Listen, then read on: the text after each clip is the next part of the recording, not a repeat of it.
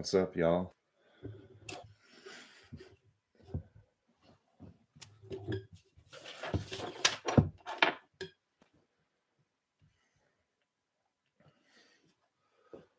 All right, so let's stand.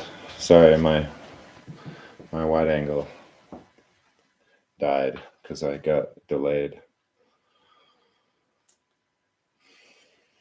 Just stay with me for a second.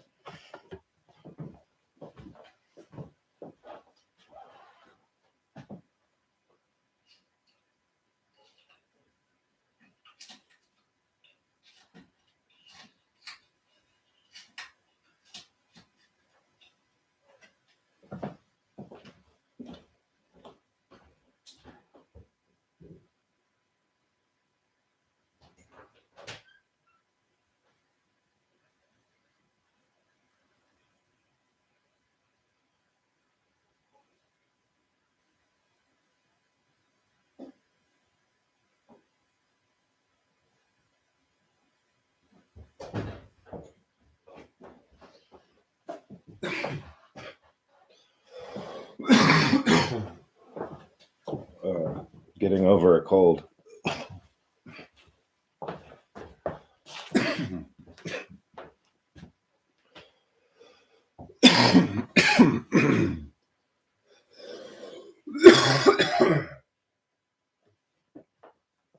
Is that better? That's too bright.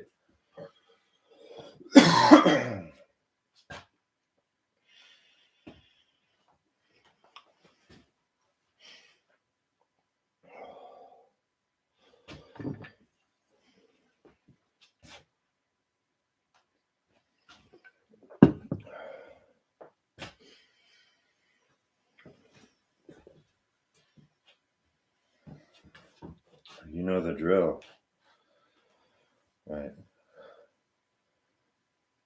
3.5 millivolts per cell, right? 75 trillion cells, right? How much juice is that, you guys? How much juice? That's what you're bathing your body in when you do Qigong, right? And that's what's permitting the channels, right? Through which the energy travels in your body to be cleared, right? You're setting the intention of clearing that. And by breathing, you're breathing out toxins, right? Almost the way that your kidneys and liver purify your blood and create the urine, right? Your breath is the same. It's all to manage the system. And the system has way more juice than we all give it credit for, right? We've been downgraded to operate in our safe mode, basically, right? Safe mode in the old days, Windows 97, right? Like 10% capacity. So get in position. The idea is to operate at full, right? And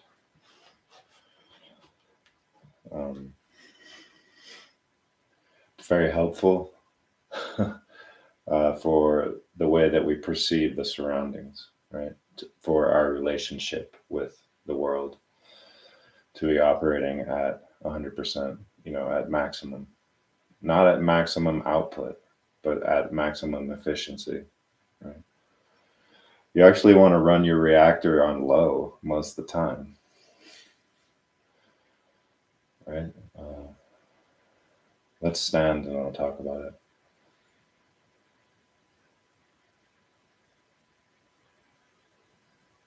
So breath in, breath out. Make your spine straight. Like generally that's what you're trying to do. That's why you're in horse stance, right? That's why you bend your knees. Make your back flat. Try to make your back flat.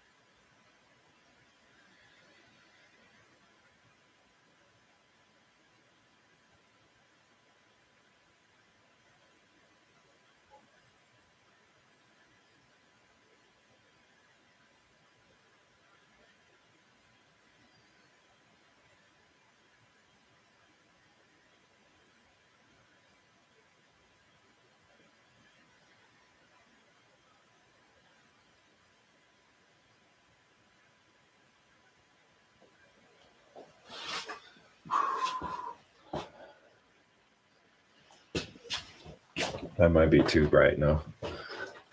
Oh man, is that too dark now?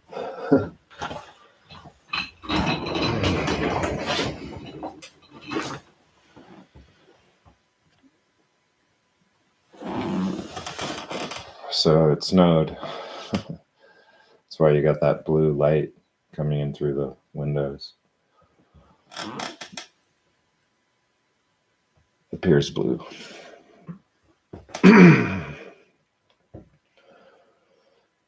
Yeah, so my thinking into Qigong, one, and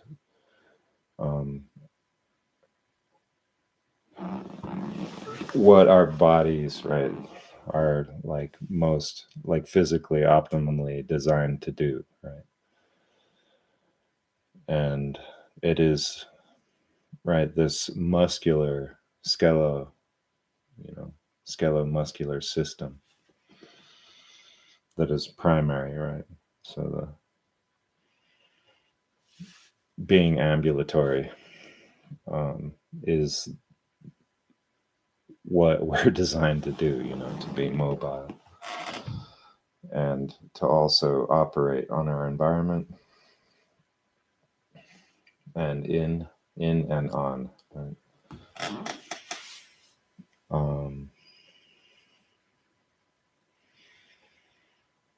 And so, right, you have to be cognizant of our history on this planet. And really, there's no way of saying it for sure. But archaeological evidence, cannot be ignored. And when you look at that with eyes outside of the mainstream, because over the years, a lot of evidence has been suppressed. But whatever that may be, there's the way to operate in the environment is our bodies are built to do that. And that's also with our ability to be creative. So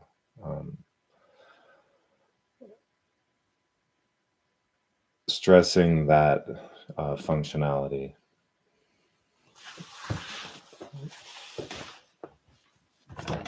Hold on.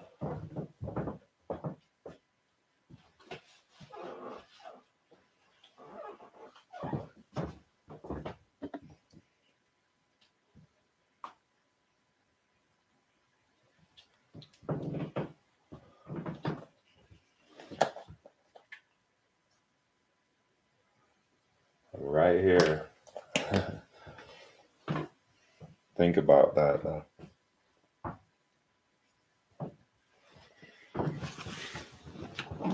The functionality of the body, right? So to press its functional limits, right, is the way to improve and maintain its functional range, right? And yeah, it's like a vehicle, right? And it needs to be maintained properly,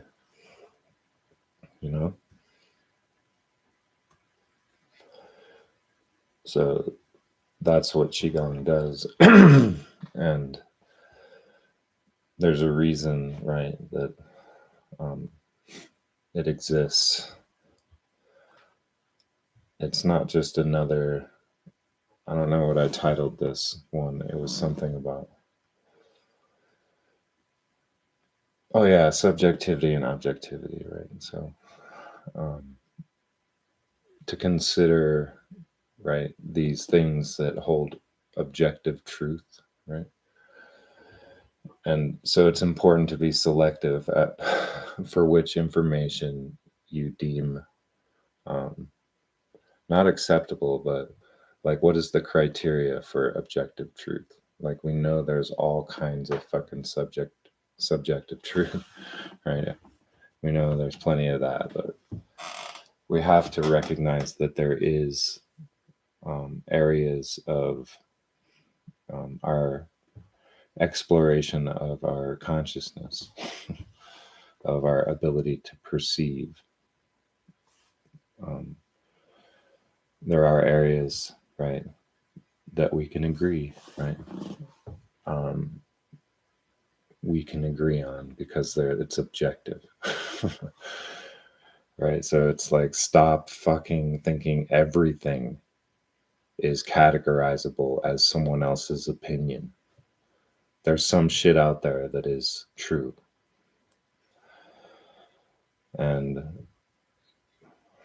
it's absolutely essential that you, one, be able to, right, apply the rules that permits a tenuous and then at least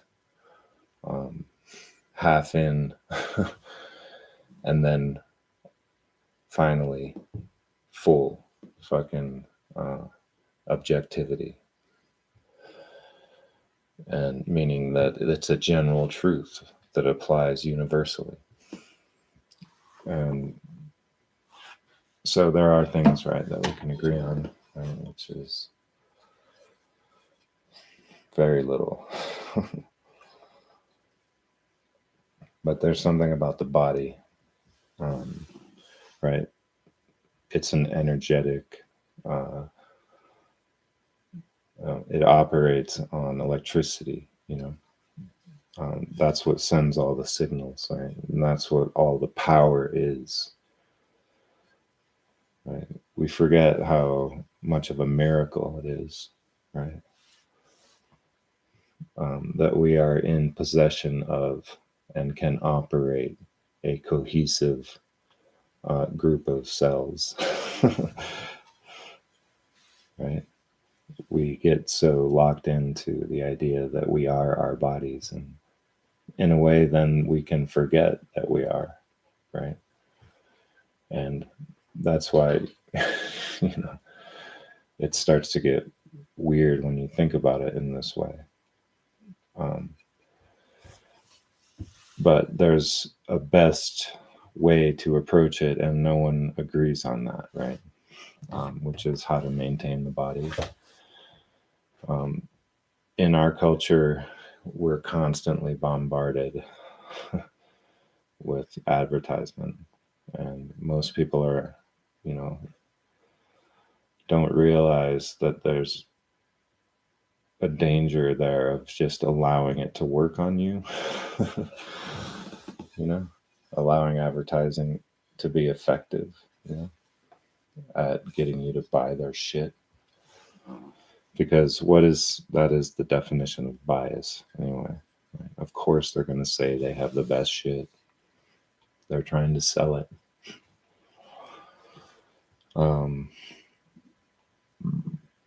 But so this fitness and health, right, is billion-dollar industries, and all this conflicting information, right, and then also all this like, oh, I was working the wrong body type, right? So all of this targeted fucking sales, you know, and it's almost like, yeah, if you are dedicated, right, and that's the American, right, you got to get in the gym, man. You got to be in the gym this many hours, right? And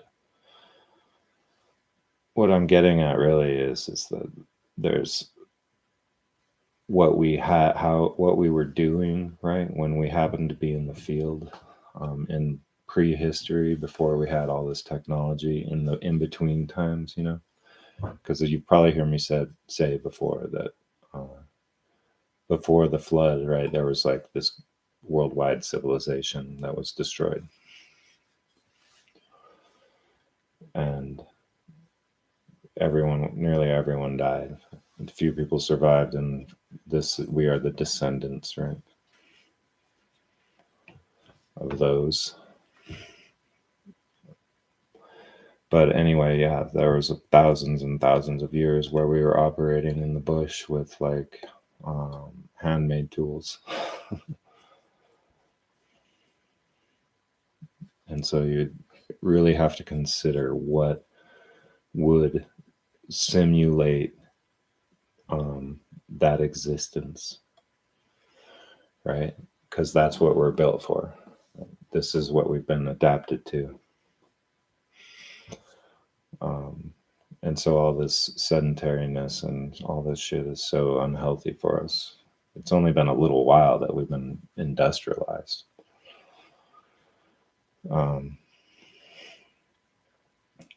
So even though it's highly contested,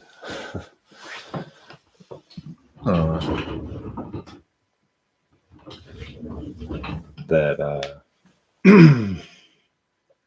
you know what, you know, about this health and fitness and all this shit, it's all based on science and shit, and they don't really know shit about the body. I don't know.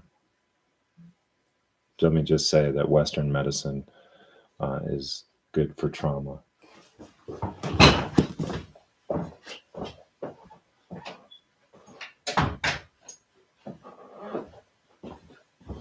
Sorry, I had to shut the door. These things are getting more and more raw. Low light and fucking bad camera. All right, it's about the audio, y'all. But I want you to know I exist, I guess.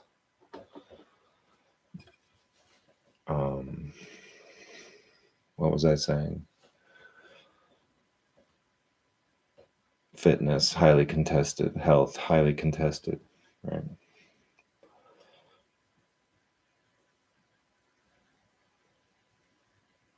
So I was also saying before that the body, right, if optimally functioning, right, um, includes the mind, right? Includes the mind. And so that's perception, right? Perception. And you really can't, I mean, you can, right? But what really is it to perceive? And so, and that's when you let go of thinking about what you're looking at, right? And you just see it.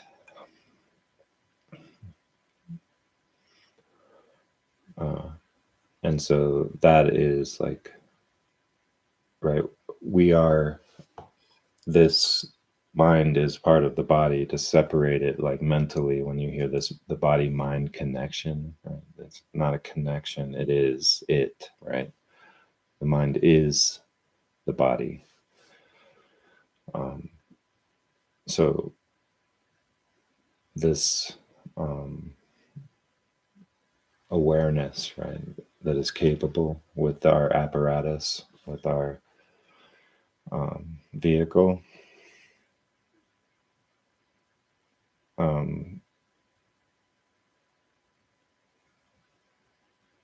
it's only like, it appears to be limited, right? So it's the capability of perception is much higher, right?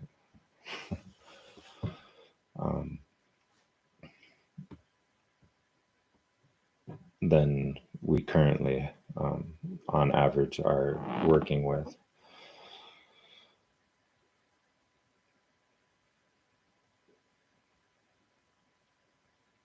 And I mean,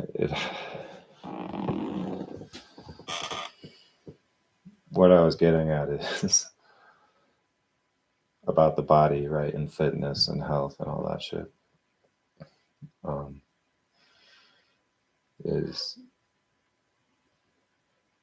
we didn't eat as much as we eat now, right? When we were operating in that time period, because we just couldn't, you know, and a lot of the time,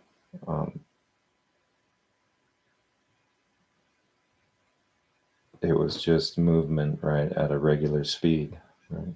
But or stopping and making tools. But there were moments at which the body was tested to its fullest, and in those moments, right, if your body failed muscularly, right, not like that you suddenly broke an ankle or something, or that you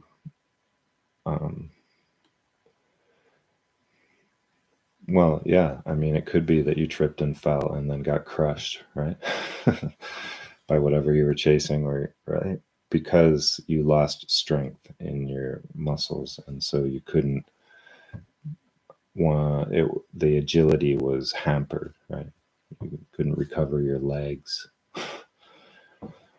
because you didn't have the oxygen flowing to them because it had been overused, right?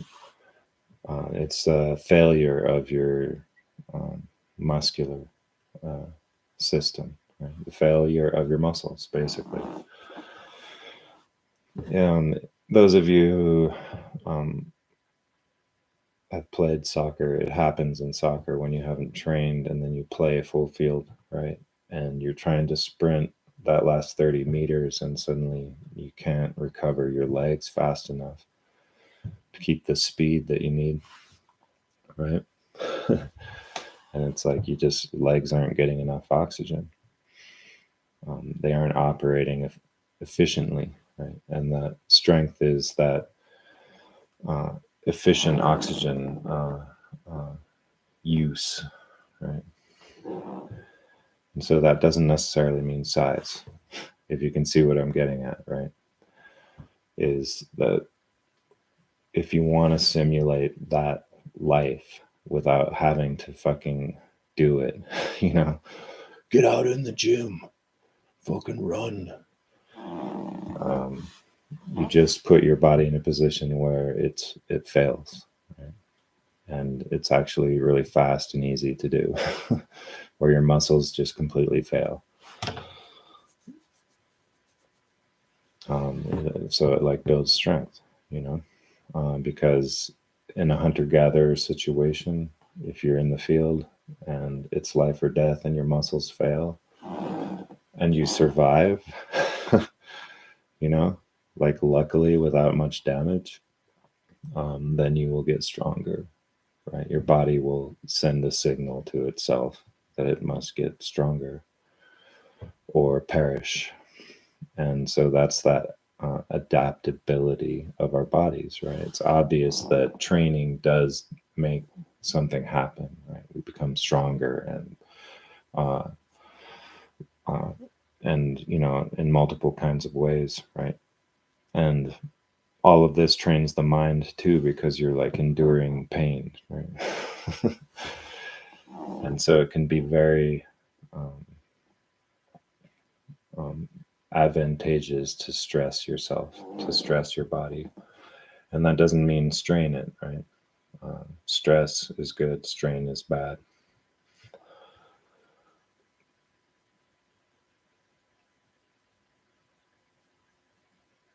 But, you know, also like um, flexing that mental muscle too, which is required, right? So it's like, it's not like thinking isn't required, it is, but it's, right, meditation, right, is essential. And that is cliche sounding, but it's just that space, you know, to allow um, space for the new to enter, right? And it can't enter when it's filled with other things.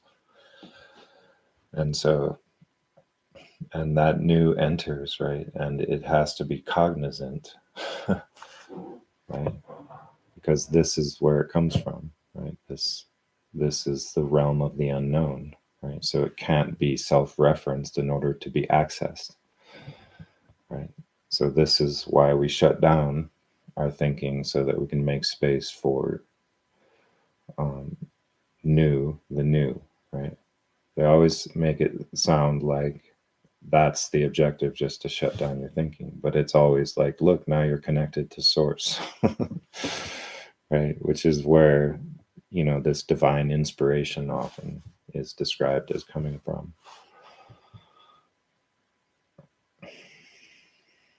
Um, so yes, right. So you make space through this thing we call meditation, and you can only access it without intending to access it, right? Because that intention itself is a recycling back on to itself, right? And the idea is to avoid self-reference, right? In order to access the new, right? Um, and in order to perceive, um, right, everything that's around us, right, and access new ways of understanding that without this preconception, right? So the new has to be cognizant, though, like, because we exist and we exchange value, the things that come, right, the new from realms unknown, right, the novel, um, uh, are beneficial in some way, right? It's like they're good for other people, right? And so you can exchange it um, for, you know, living. And right, and this is what I was saying before, is like, this is the source of innovation. Source of innovation is less driven by competition, although it is a factor. I'm not fucking, you know, saying that a world of no competition is what is required. I'm just saying that that's not what drives innovation, right? What drives innovation is that for the individual to be of value, to be of service to others, right? Which is cooperation. That's the whole reason someone goes off on their own to study something, because they had a flash of what is possible, right? And they come back with an a modification or something completely new, and this is stuff that we make. Like, this is what we do.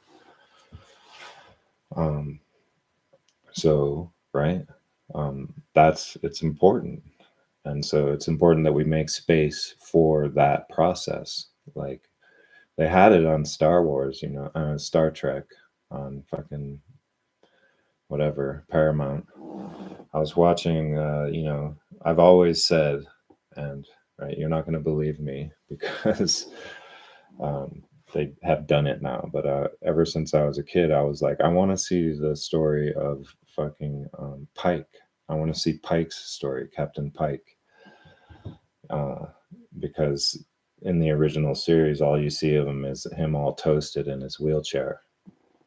And then there's this whole episode where Kirk gets captured by those same guys who had Pike. Oh, it's like gnarly. Made a big impression on me in the 70s. But anyway, in the new show, a race of people they encounter takes it very hard when you kill any one person or individual of their race, because they look at it like what they could potentially have offered, the thought stream, right? The collective accumulation, right, of knowledge was that valuable. Like, everyone has this potential, right, to offer something, right, to this 3D area, right,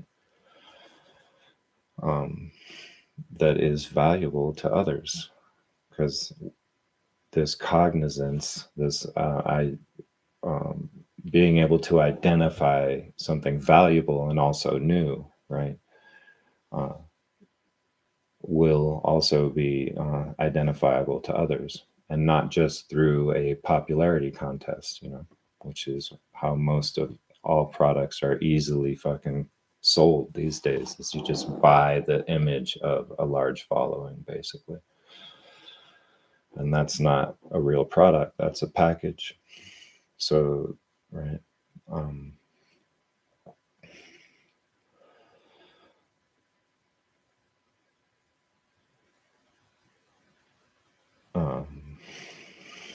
Yeah, talking about innovation, right? So this is what we do in all of our fucking aspects, whether it's technology, what we think of technology now, but everything we make is technology, right? Everything that we have made in the past is technology. And this value well that technology creates, right, which is the things that we make, is technology. It creates all of these sources of value, which is products and services and what have you, right? Products is the easiest way to comprehend it, is look at what kind of attraction certain products have, right? And that's their followership. And it's because they provide this value that everyone recognizes, that everyone basically needs, and that's the way it's been from the beginning. From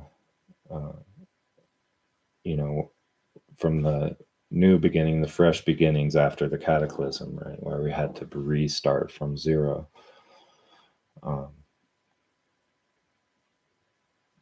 Right, this mechanism is in place that permits innovation, and it's cooperation that does that, right? The competition aspect is,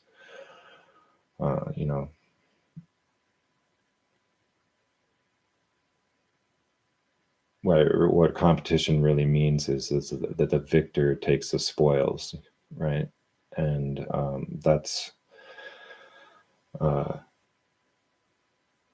when you're talking about product innovation, right? Um, the victor is the product, right?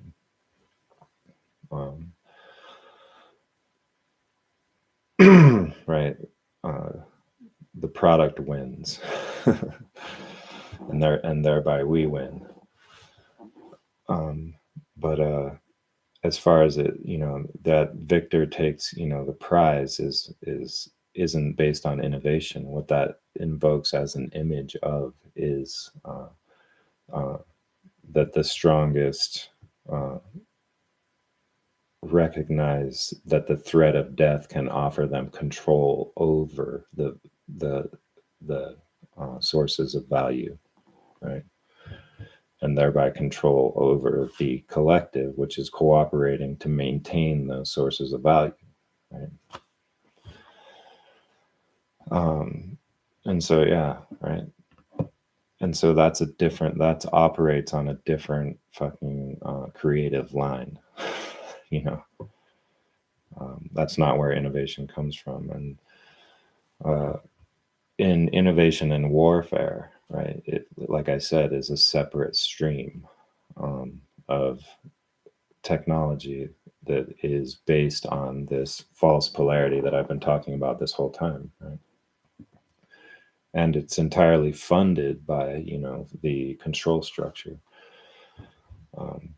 I mean, I don't want to get into this area of it right now, but if you just think about the multi-shot revolver, right? Right, the handgun, right? Why it was invented, it was right to suppress slave revolt, you know. So you can see that, it creates a different kind of innovation. So, and that's what Bucky Fuller was saying, and he had a clever way of saying, he was like, if all of our resources were put towards living right, instead of weaponry, right, we would probably have figured out more shit by now. But my whole point is, and the things that I say, if you listen to all of my talks and the podcast, is that right, that this is the problem, right? This is the big lie, right, that we've been told is our nature, right? That this is actually the false, right, construct built in our minds, right? Because whatever people believe in the majority, right, becomes operatively true, because that's how then the rules of society like bend around that, and so we all believe this, right? That it's somehow our nature, right? And the ability to defend oneself, right, does not translate to this, daisy cutters. You know what I mean?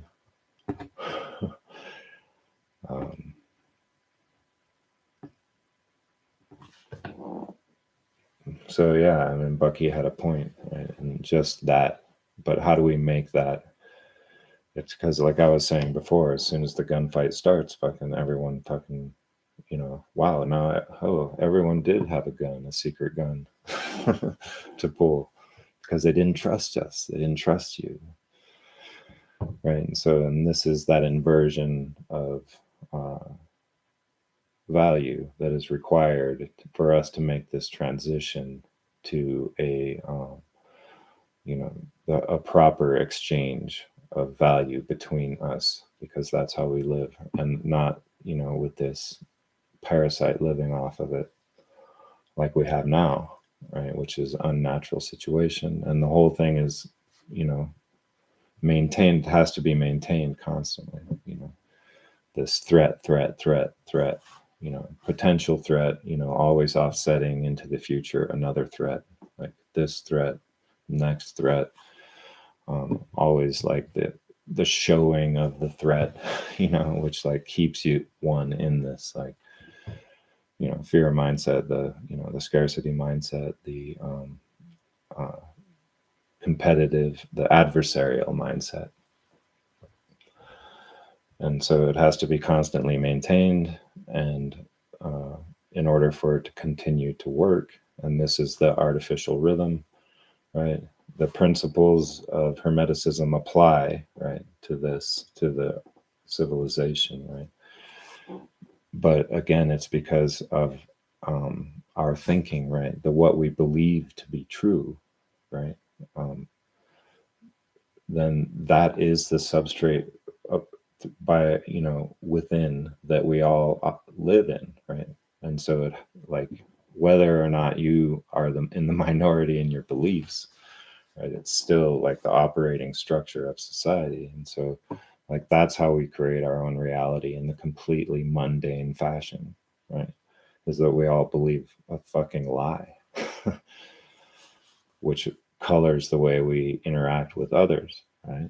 And so what is the most general fucking thing that sweeps the globe, that it doesn't matter what tribe or fucking camp you're in, you believe it, right? And so then that is true, becomes true. But what if we just decide, right, to Lisa Simpson it, right? And be like, nah, we don't have to live like that. And then we do that flip. Our inversion of value is that the more people fucking contribute and are fucking exchanging what they got with others, right, the better it gets for everyone. And we have now the technical knowledge to permit a fucking infrastructure that would just facilitate that shit to the nth degree, instead of having this inhibitor on it, right? What do you call it on a fucking when you rent a Ryder truck to move across the country and you can only go 65? What do you call that motherfucking device? A governor. Right? So it's like, that's the parasite. It's just living off of us. We can agree, right? We all already agree to exchange with each other because that's how we survive. We can agree to fucking create an infrastructure that we all fucking pay into to make it work. It doesn't have to be taxes, right? Right. And so we also have the capability then to have actually a real organization, right? A real organization that functions in principle with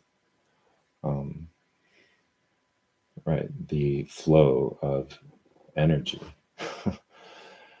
Right. And so people are attracted to this well of value that things create, right? Technology creates. And so you design the fucking exchange as a well, right? That people come to, that everyone's allowed to come to and dip their bucket into. And it's not a free fucking gift. It's you fucking give, you get.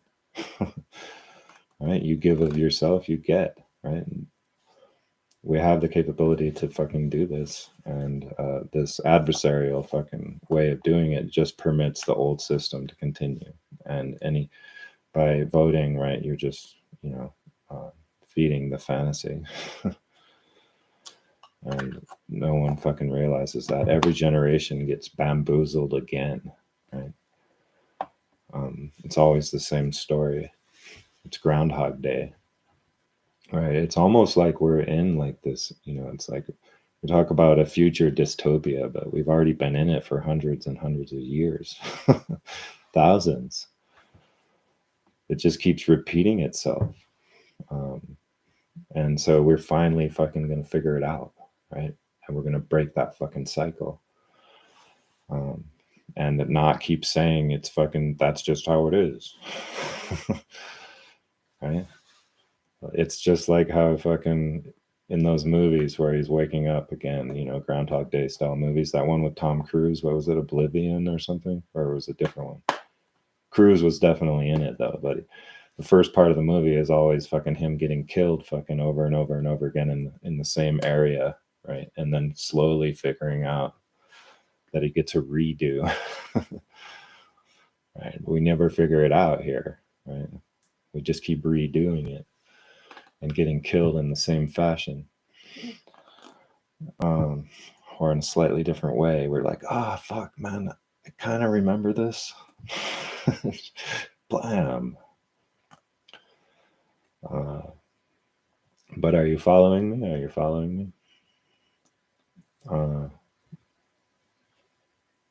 Anyway.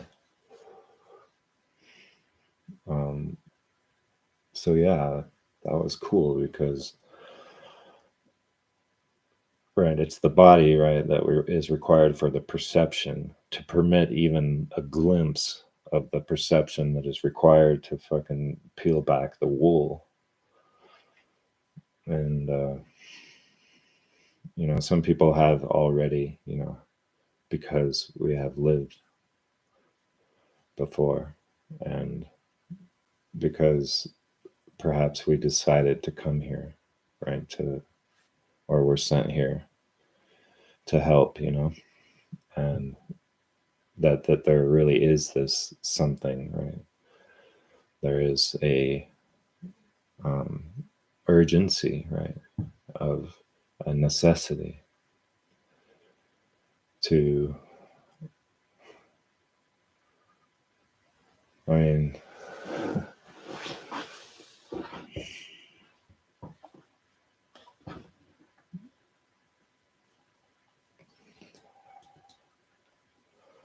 yeah, TikTok.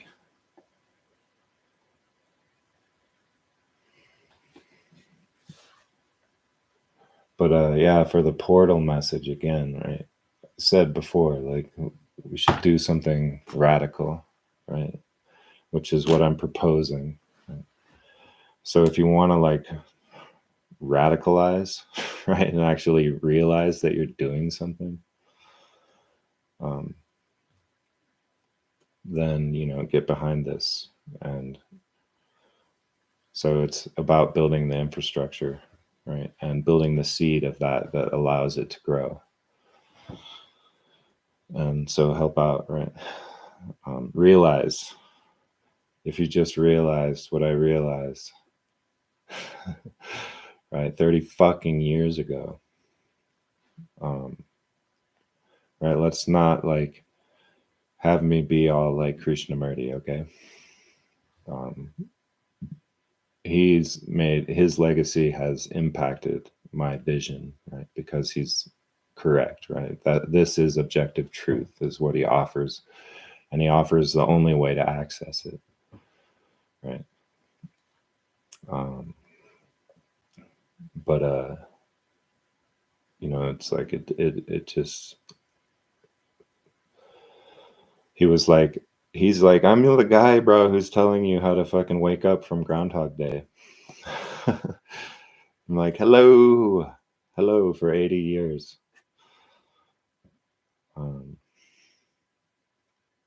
And so, yeah, right. Thank you for him, because he, right, he had an impact, and I'm not even sure, right.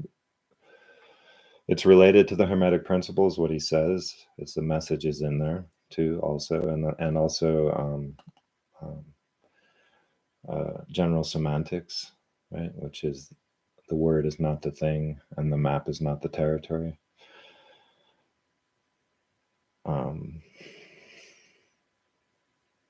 So, like, yeah, objective truth and the way to be able to perceive it, right? And so that's what's required. And it takes a revelation, you know, of the mind. But once you fucking, it's like, what's his name was saying, I forget his name, I'll have to fucking look it up and write it in the fucking notes or something at some point. But he said, once you put on the magic glasses, right, you're not allowed to take them off. I mean, you can't, because now you can see, you know, and you can't make anyone else put them on. You know, you can't like have that fight like in They Live, you know, with the Rowdy Piper and his bro. He's like, just put on the glasses. Can't force anyone to put them on.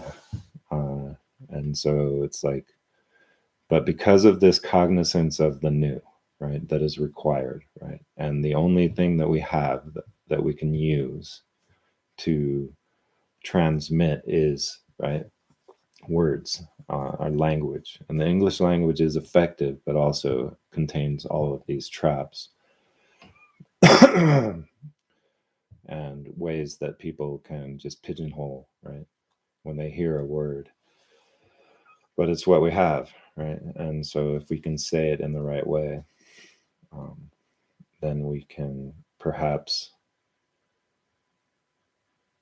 you know, sow those little seeds to create that flipping of the switch that everyone has to make on their own. But hi.